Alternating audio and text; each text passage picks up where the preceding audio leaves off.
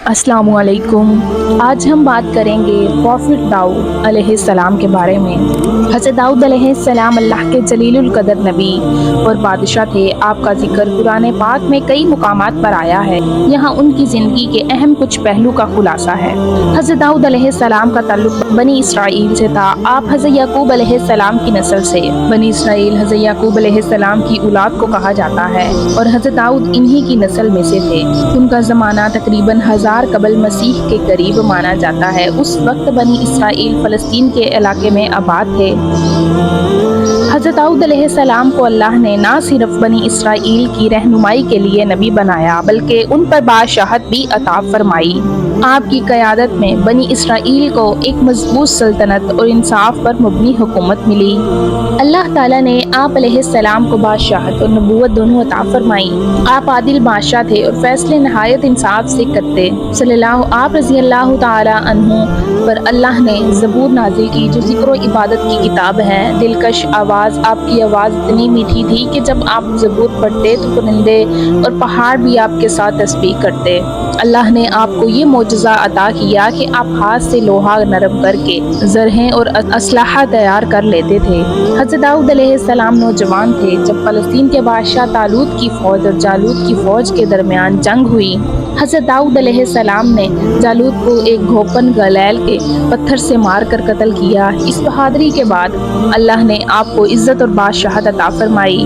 आप अल्लाह के बड़े इबादत गुजार जिक्र करने वाले नबी थे। आप रोज़ा रखा करते, इबादत में कसरत करते थे। उनका ख़ास तरीका ये था कि एक दिन रोज़ा रखते और एक दिन इफ्तार करते, जिसे सोमे दाऊदी कहा जाता है। कुरान मजीद में जिक्र आता है कि बनी इसराइल की एक जमात को अल्लाह ताला ने नाफरमानी की वजह से बंदर बना दिया था। ये वाक़या हज़रत दाऊद अलैहिस्सलाम के ज़माने में पेश आया। वजह क्या थी? बनी इसराइल को हुक्म था कि हफ्ते के दिन यानी यौमुल वस्त वो दुनियावी काम और शिकार न करें, सिर्फ इबादत करें। लेकिन कुछ लोग मछली के शिकार में हिलिया साजी करने लगे। वो हफ्ते के दिन जाल लगा देते और अतवार को मछलियाँ निकाल लेते। बज़ाहिर वो कहते हमने हफ्ते को शिकार नहीं किया, लेकिन हकीकत में ये धोखा था। अल्लाह ताला ने उनकी इस नाफरमानी और धोखे के सबब फरमाया, तर्जमे कंजुल ईमान यानी तुम जलील बंदर बन जाओ। इस तरह वो एक गरोह बंदर और खंजीर की शक्ल में मसख कर दिए गए। अल्लाह ताला ने उन्हें नबी, किताब, बादशाहत और इज़्ज़त सब कुछ अता फरमा दिया, मगर अक्सर लोग अल्लाह के हुक्म से रूगर्दानी करने लगे। इसी नाफरमानी की वजह से अल्लाह ने उन पर मुख्तलिफ अज़ाब नाज़िल किए। बनी इसराइल को हुक्म था कि हफ्ते सबत के दिन सिर्फ अल्लाह की इबादत करे, शिकार न करे, लेकिन उन्होंने अल्लाह की नाफरमानी की और मछलियाँ पकड़ी।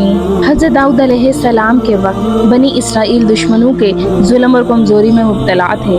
जब उन्होंने अल्लाह के हुक्म पर सब्र किया और हज़रत दाऊद की क़यादत कबूल की तो अल्लाह ने उन्हें जालूत जैसे ताकतवर दुश्मन पर फतह अता की। लेकिन जो लोग नाफरमानी और बुज़दिली करते रहे वो अल्लाह के अज़ाब में गिरफ्तार हो गए।